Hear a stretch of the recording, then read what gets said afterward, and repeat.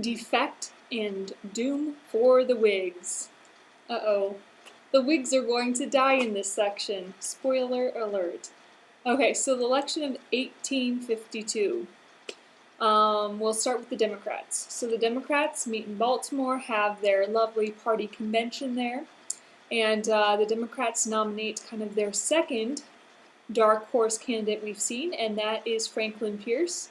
Franklin Pierce is from New Hampshire, and they call him another Young Hickory, but they call him Young Hickory of the Granite Hills. Okay, so the Democrats are putting forth Franklin Pierce. He had been in the Mexican-American War, but he really wasn't noted for anything. He wasn't a war hero.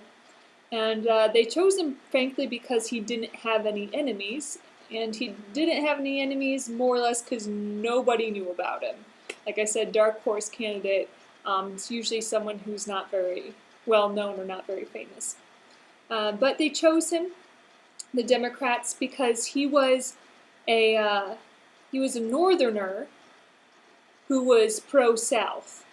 So he had appeal both in the North because he's from the North and in the South because he was kind of a pro-Southern northerner, if that makes sense. So their platform during the 1852 election, once again, they were about territorial expansion, and they also endorsed the Compromise of 1850. So that's the Democrats. Democrats are putting forth Franklin Pierce. The Whigs, okay? The Whigs also have their convention, or their party's convention, in Baltimore. And the Whigs, they probably should have renominated President Fillmore, or they could have, nominated Senator Daniel Webster, because, like I said, although there were fractions of both the North and the South who didn't like the Compromise of 1850, the Compromise of 1850 was actually seen in a positive light in America. So perhaps the Whigs should have nominated one of those two. Especially Daniel Webster had more or less created this compromise, so a lot of people were kind of surprised when neither of those candidates or neither one of those people were nominated. The idea was the Whigs had had a really good track record of nominating or getting elected war heroes. So, at the expense of either Webster or Fillmore, they decided to put forth Winfield Scott. Okay, Winfield Scott we'd actually talked about earlier. He had captured Mexico City in the Mexican-American War, so he was definitely known as a war hero. Although his personality was kind of off-putting to Americans, he was a little haughty, kind of full of himself. So he wasn't necessarily the best candidate, but hey, they're like, well, we've gotten, they had gotten Harrison, good old Tippecanoe. He was a war hero. They had gotten him elected. They had gotten Zachary Taylor elected, and he had been a war hero of the Mexican-American War. So like, well, we'll try Winfield Scott out. Okay. So the Northern Whigs, they really liked Scott. They liked him good enough, but they really hated the Whigs' platform because the platform had accepted more or less the Compromise of 1850. And of course, the Compromise of 1850 had the new fugitive slave law, so a lot of Northerners hated the fact that the platform more or less approved of this compromise. The Southern Whigs distrusted Scott, but liked the platform. So we start to see kind of a tear in the Whig Party, and like I said, this election is going to kill the Whigs. Sorry, Whigs. Yeah.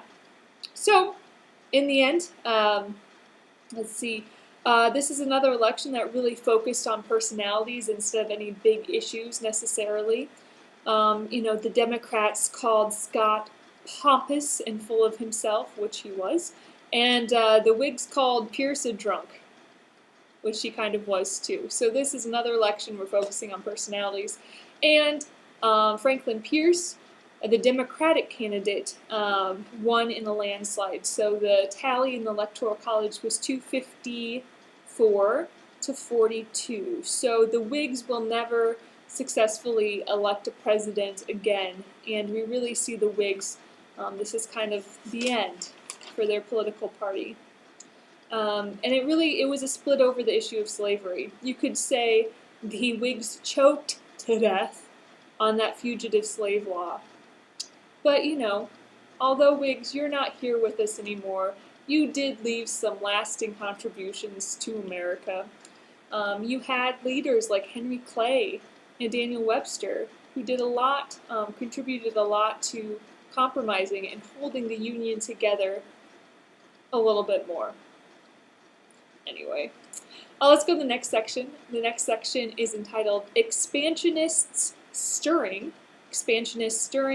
South of the Border. So we're now talking about the area kind of south of the American border, the Caribbean, Central America, that sort of thing. And this section kind of hops around a bit, so just hold on tight.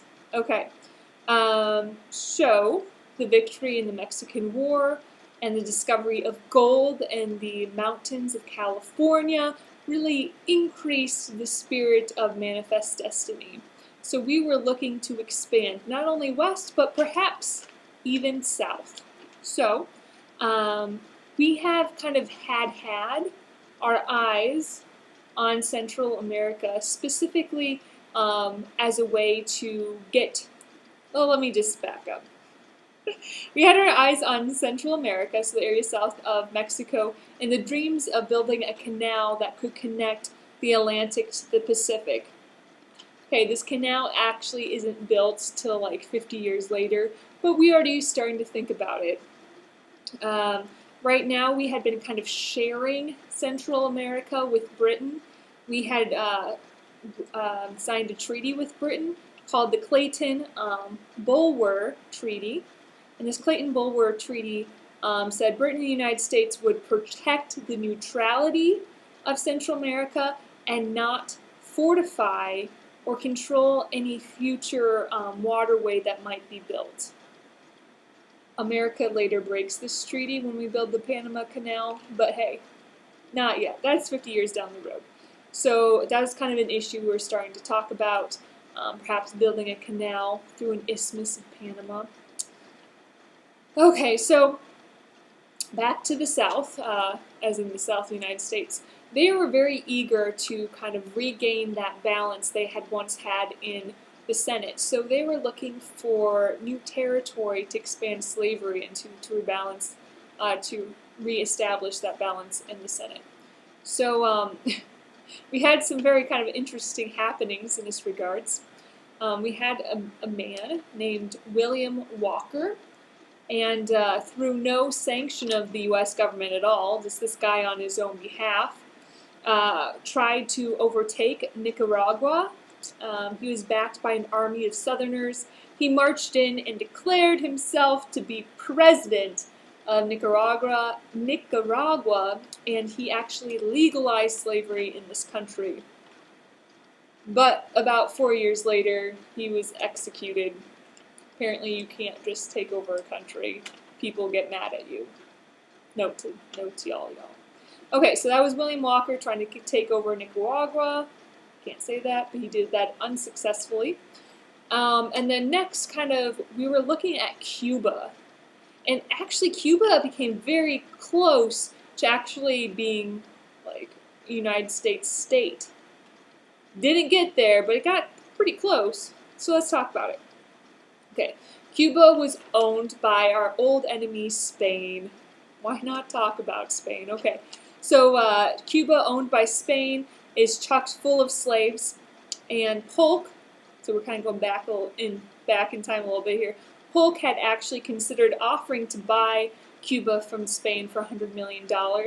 However, kind of in the pre-negotiation phase of this, Spain made it very, very clear that they'd rather see Cuba sink into the ocean than to see it in the hands of the Americans. So Spain was pretty adamant during Polk's term that Spain was not going to sell it to America. So America, what do we do if we can't buy something? We try to take it by force. Hashtag California, okay?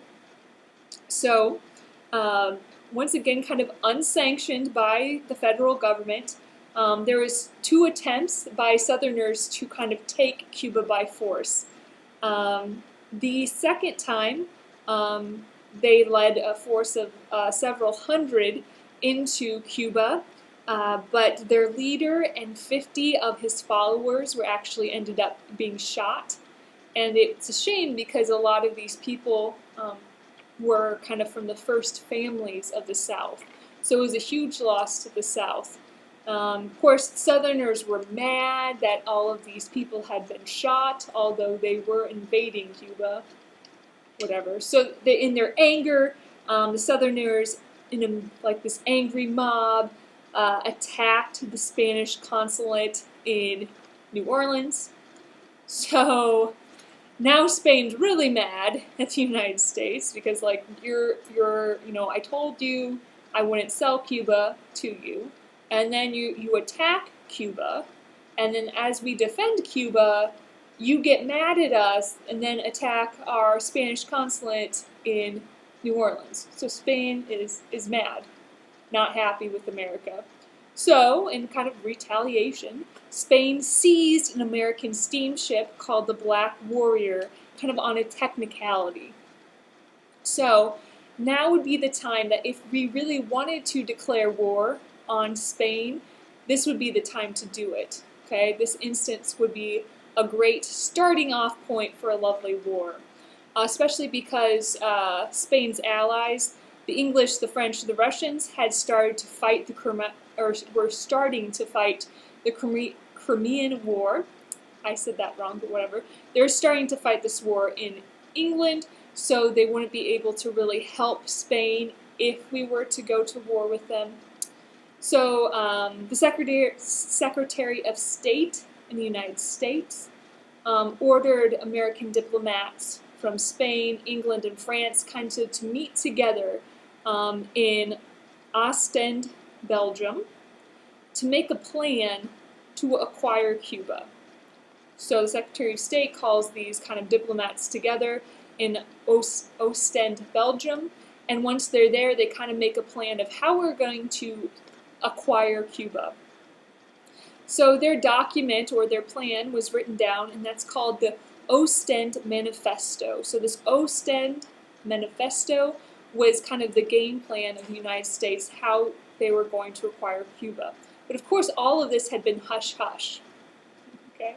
However, somehow it got leaked to the North. And the North found out about this kind of secret scheming to overtake Cuba, and they were mad about it, clearly. And at this time, by the time all of this kind of went about, Franklin Pierce was president, and Franklin Pierce kind of felt like he was caught red-handed, so just kind of dropped the issue of buying Cuba altogether. But interesting enough, America had at one time had been scheming to actually make Cuba a slave state.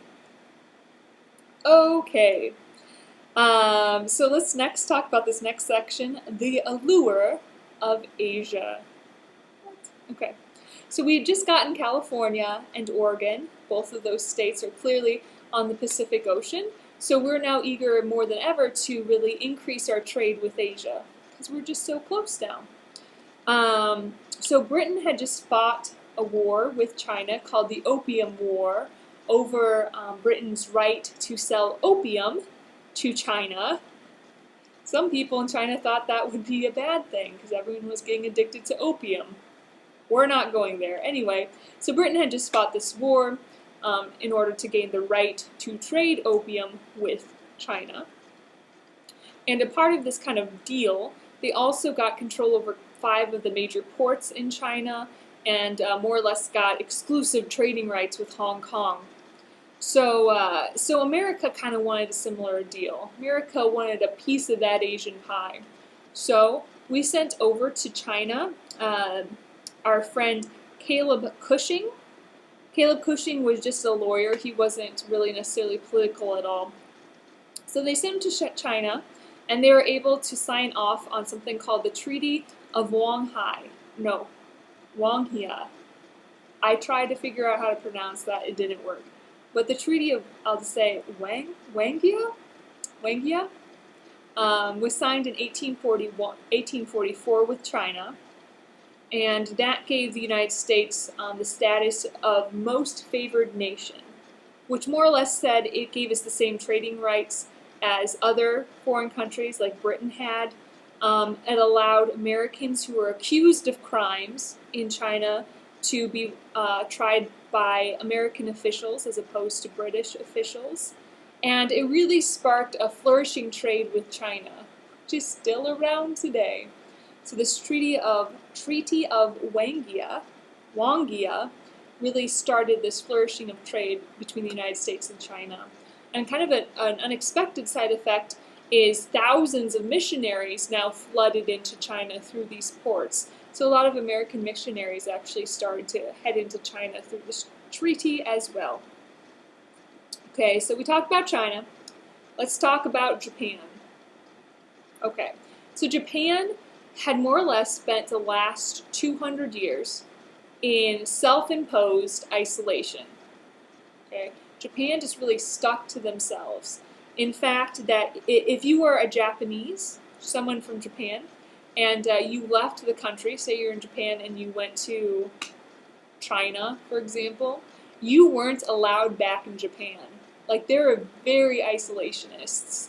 Like, they didn't want any outside influence. But America, being America, is like, well, they'll make an exception for us, clearly. So we tried. So what happened is, let's see, President Millard Fillmore sends a man by the name of Matthew C. Perry, not the guy on Friends, but another guy called Matthew Perry, over to Japan with kind of a fleet of 4 ships. Matthew Perry really did his homework. He studied extensively Japanese culture. He brought with him very impressive technologies. He wanted to share that sort of thing. So Matthew Perry and his fleet of ships go to Japan.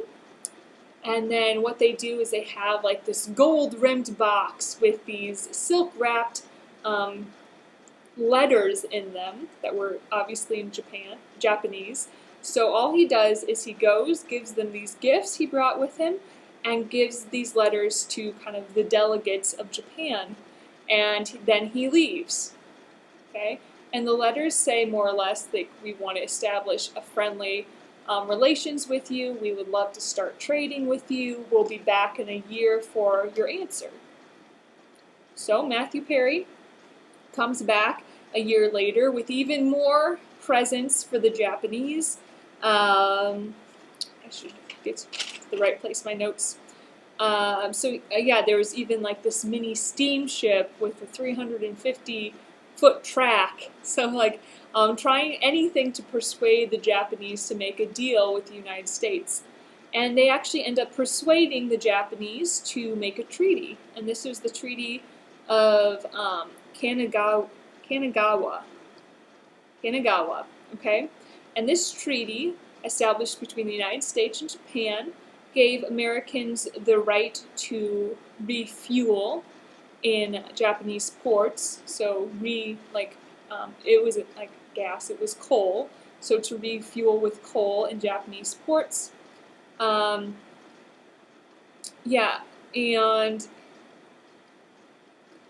There wasn't really a whole lot to this treaty, but really it was kind of like we kind of got our toe in the door with starting relations with Japan in this instance. So we're really breaking this 200-year tradition of isolations in Japan through this treaty, really just kind of getting our toe in the door, which will lead to further trading in the future.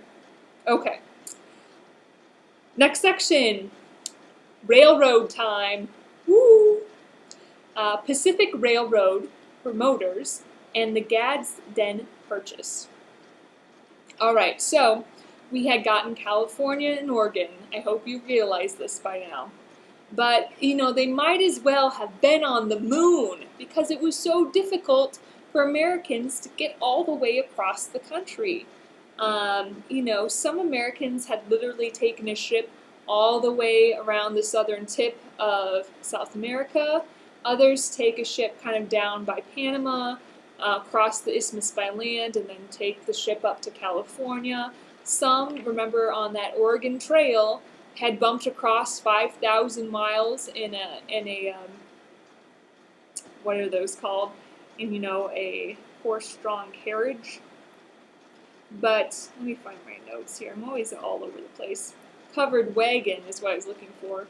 But that, going across on a covered wagon was both very slow and very dangerous. So Americans were very much ready for a transcontinental railroad. So a railroad connecting the east to our new territories in Oregon and California. But it was so going to be very, very expensive to build this transcontinental railroad. So we knew that there was only going to be one route. There was only going to be one line. And so the question was, is this line going to be in the north? Is it going to be in the south? Is it going to be in the central part of America? Where was this transcontinental railroad going to be built? So kind of both sides started to scramble to make their case. Okay, so in the South, in their engineering-ness, decided the best route would actually cut through a portion of northern Mexico. So the Southerners wanted to buy this portion of northern Mexico from Mexico so that they would have a better chance at getting the transcontinental railroad route to be in the South. So then Secretary of War Jefferson Davis appointed James Gadsden, who was a South Carolina Railroad guy. So the Secretary of War Jefferson Davis appoints this guy James Gadsden to be the minister to Mexico. And through his connections, Gadsden was able to acquire that chunk of Mexico the South really wanted for their proposed railroad route, and that was called the Gadsden Purchase.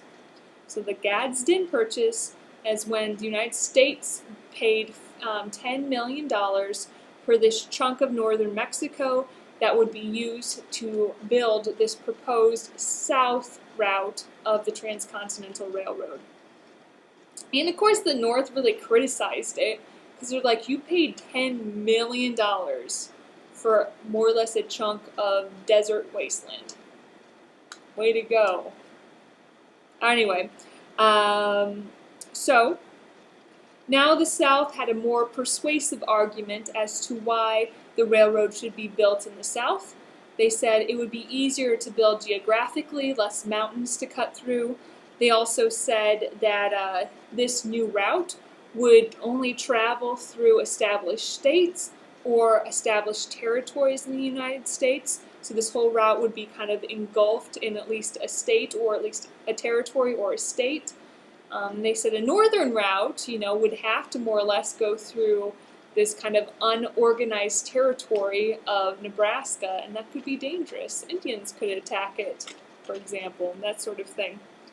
So the Northerners were like, well, if that's your issue, if you don't want this railroad up north because Nebraska is an unorganized territory, we'll organize Nebraska, no problem, okay? Oh my gosh, let's start a civil war over this. Why not? Okay, so the Northerners were now eager to organize Nebraska, so they would have a better shot at getting this railroad. The Southerners, of course, didn't like this idea of organizing Nebraska because, one, it would hurt their chances at the southern route of the Transcontinental Railroad, and two, it would establish yet another free state. So the Southerners are like, no thanks, let's not do that. Okay, so here in steps on the stage of fate, our friend from Illinois, the little giant himself, Stephen Douglas. Okay, so Stephen Douglas comes up with this idea. And he says, let's step back in time. Okay, so first remember what's in place now. The Missouri Compromise of 1820. The Missouri Compromise of 1820 more or less said all new states that form north of Missouri's southern border, besides Missouri itself. So any state that forms above the, what is the actual thing here? Above the 3630 parallel or the 3630 line would be automatically a free territory or a free state. So that is what was in place. Missouri Compromise, any state or territory formed above Missouri's southern border would be free. So, backtrack here. Okay, so now we're talking about Stephen Douglas again. He decides to propose something that would kind of get rid of that compromise and kind of start from scratch. What he proposed is that they take this huge Nebraska territory and divide it in half. Okay, the northern half would be called Nebraska, but the southern half would be a new territory called Kansas.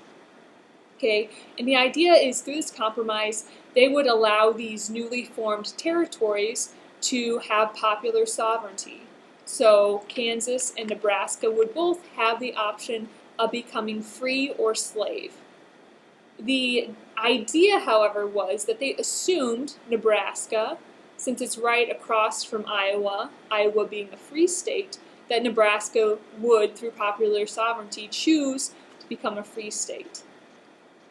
On the other hand, they thought that Kansas, because it's right next to Missouri, Missouri being a slave state, they would assume then Kansas would choose, through popular sovereignty, to become a slave state. All right. So the Southerners, although, this compromise really hurt their chances of getting the Transcontinental Railroad, they were really, really, really, really happy about this. And here's why, right? Because before, with the compromise of the Missouri Compromise of 1820, that land in Kansas was completely off limits to them because it had been above this magical 3630 line. But now, Stephen Douglas, this kind of new compromise, it allows this territory of Kansas, it allows them to kind of expand slavery into this new territory. So the Southerners are really excited about this, really excited about this idea. And you might ask, why would Stephen Douglas do this? Stephen Douglas is from Illinois, which is a northern state.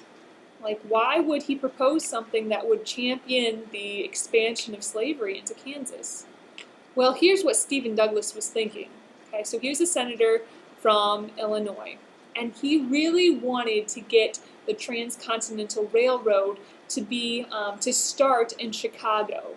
So his idea was, if I get this compromise passed and we get these territories established, then the chances are that this new Transcontinental Railroad will start in Chicago, and that would make him, one, really popular with his delegates in Illinois, or his constituents in Illinois, and also he personally owned a lot of real estate in Chicago, and if he got this Transcontinental Railroad to start in Chicago, land prices were going to go up, up, and away. So Stephen Douglas, perhaps not the purest of motives here, but regardless, he's trying, okay?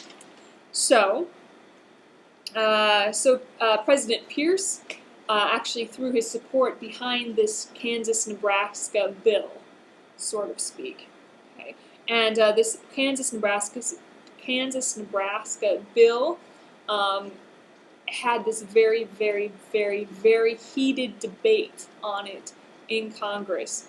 It got so violent to the point that people were so heated to the point that a lot of congressmen actually brought concealed weapons with them in case something were to happen, because it was so explosive in Congress.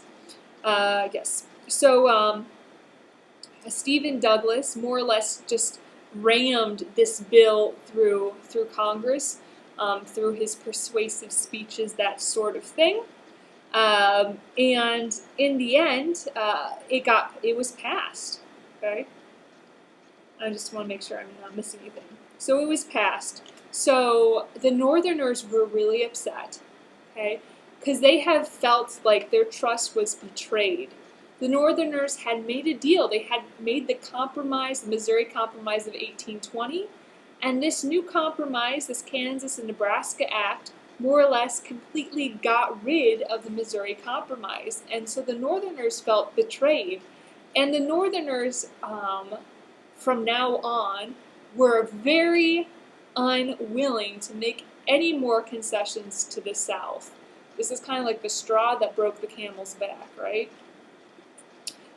People started to call Douglas himself Judas for betraying the North, that sort of thing. So this is a huge issue, this Kansas and Nebraska Act. We're now dividing the Nebraska Territory into Nebraska on the north, Kansas on the south, giving them popular sovereignty with the thought that Nebraska would be free and that Kansas would probably vote to become a slave state. Drama!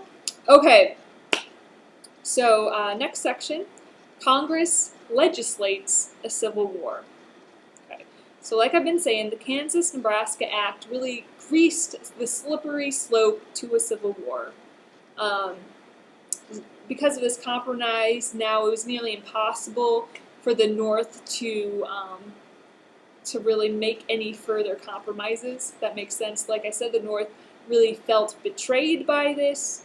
In the North, they more or less completely stopped enforcing the fugitive slave law. And this Kansas and Nebraska Act it killed the Missouri Compromise for one thing. And the second thing is it really did kill the fugitive slave law, because at this point, the North was like over it. They're like, well, we're not going to enforce this by any means. And once again, through this, the Kansas-Nebraska Act, the North abolitionists gained even more members, because they thought the South more or less stole Kansas from them. The Kansas-Nebraska Act really shattered the Democratic Party. It didn't kill it, but it really shattered it, really split it. We start to see that divide in the Democratic Party because of this Kansas-Nebraska Act. In fact, we won't see another Democratic president for 28 years. But something that happened, like one of the major effects of this, is we see this new political party starting to form, kind of from the ashes of the Whigs and from the ashes of the Democrats, and that's a Republican Party. And the Republican Party, it starts out kind of grassroots style in Wisconsin and Michigan, and it was composed of, disgruntled Whigs, some Democrats, some Free Soilers, the Know-Nothing Party, and general all the foes of the Kansas-Nebraska Act. So it spreads really quickly and kind of becomes the party of the North. So remember, when we're starting this chapter, we're all about, it's really good that there's Whigs in the North and the South. It's really good that there's Democrats in the North and the South, because it's really holding the Union together. Well, now we see, the Whig Party more or less choked to death on the fugitive slave law. So slavery more or less killed the Whig Party. We see the Kansas-Nebraska Act just shattering the Democratic Party, and kind of from the ashes of all this, we see a new party, the Republicans, and that's really forming as a Northern party. So the Union, to say the least, is in dire peril. So so that's kind of, cliffhanger, what happens next, or, I don't know, you'll have to keep reading to find out.